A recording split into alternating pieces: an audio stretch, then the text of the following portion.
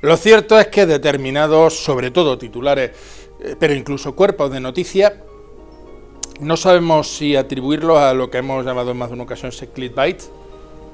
Vamos a poner un titular, ¡guau!, tipo: te producirá escalofríos donde vive fulanito barra fulanita muy famoso en la actualidad.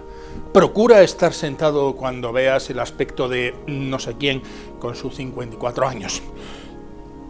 No sabemos si atribuirlos a esos clickbait o atribuirlos a un desconocimiento brutal de los temas científicos, y lo malo es que parece que da igual. Es cierto que en algunos medios de comunicación, algunas redes sociales, que nos encontremos según qué textos, vale, pero que nos lo encontremos en lo que se llama habitualmente medios serios, el mismo texto, por cierto, algunas veces se puede atribuir a errores de traducción, y otras veces, como decimos, o ganas de picar a la gente para que lean y vean la publicidad, o directamente un desconocimiento absoluto prácticamente de temas científicos y o históricos y o biológicos, etcétera, etcétera. Titular que nos hemos encontrado este fin de semana: divisado cerca de la superficie en Europa un gran tiburón de origen prehistórico.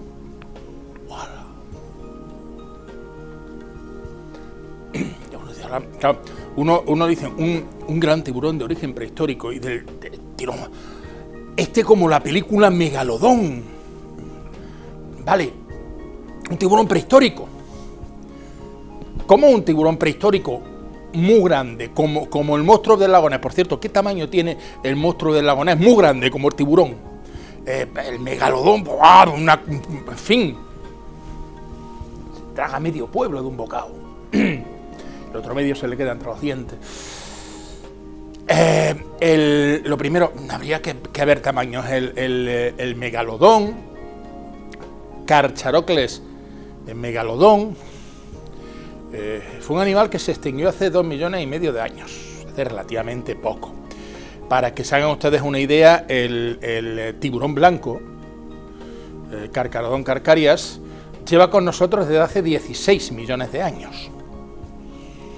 Pero claro, la noticia, si se dan cuenta, no habla de un tiburón prehistórico, sino de un tiburón de origen prehistórico. Bien. ¿Qué es prehistórico? Muy antiguo. Muy antiguo. ¿Qué significa exactamente la palabra prehistórico? Muy antiguo. De una jarta de años. Bien, si nos atenemos a esa definición, que no es, por cierto, la definición de prehistórico, pues tenemos que decir que cualquier especie animal, y hasta la humana, es de origen prehistórico. Todos los bichos, bichejos, todos los animales grandes y pequeños, como decía aquel, que pululan por la tierra, nadan por el mar o surcan los cielos, tienen un origen prehistórico. Todo y toda. Todo tiene un origen prehistórico. Eso del tirón. Entre otras cosas porque la palabra prehistoria, prehistoria, antes de la historia, define al momento anterior a la aparición de textos legibles y traducibles. O sea, cuando tenemos un texto que podamos leer y que sepamos lo que dice, es decir, que sea traducible, empieza la historia. En Sumer, por cierto, en la zona de Mesopotamia. Bueno, es que si leemos un texto sabemos lo que dice. No. Tenemos un ejemplo muy cerquita. La lengua íbera. El pueblo que existía, que vivía en Hispania cuando llegaron los romanos, de ahí lo de íberos, Iberia. Podemos leer el íbero, pero no sabemos lo que significa.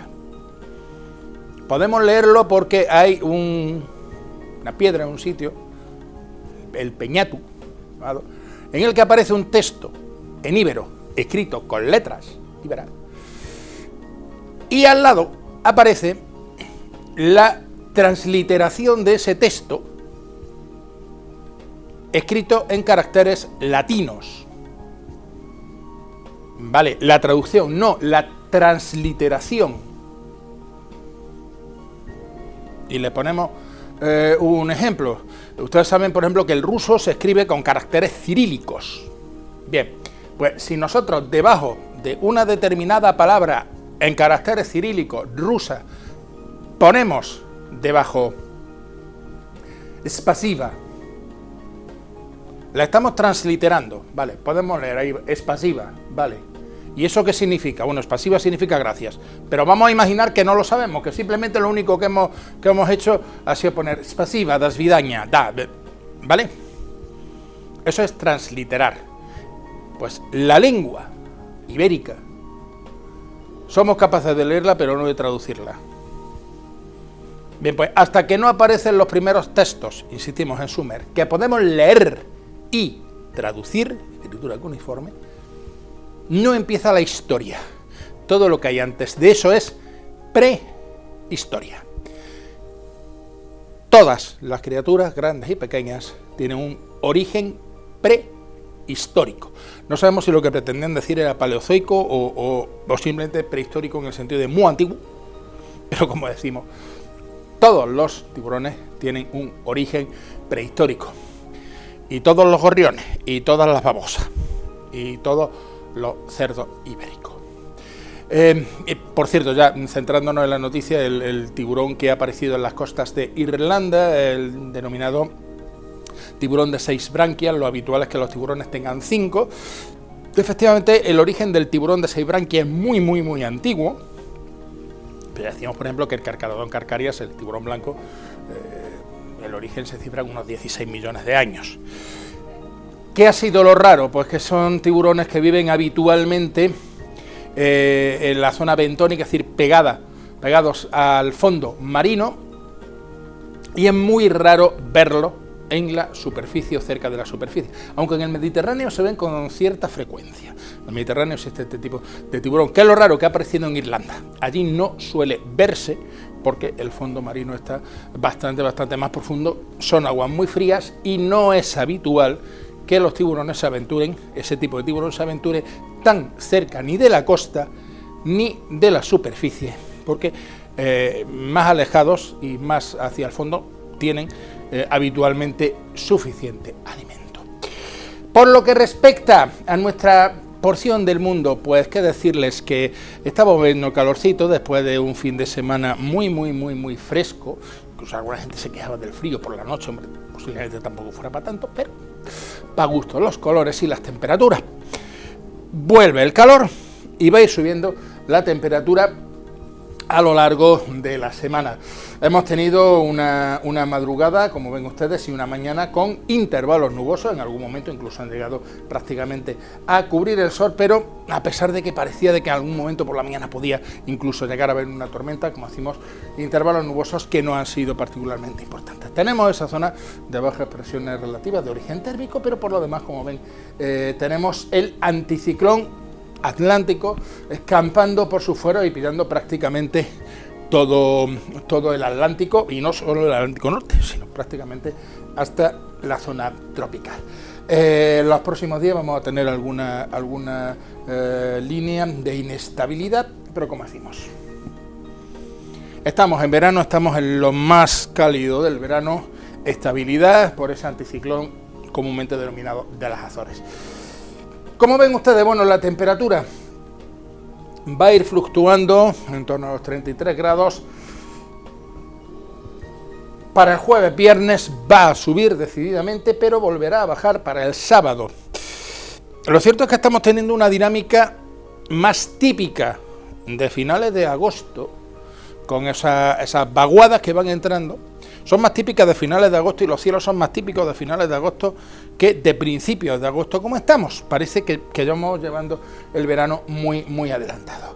Como ven, la temperatura va a subir, no va a estar tan fresca como el fin de semana, pero va a estar en unos niveles que podríamos denominar más o menos civilizados.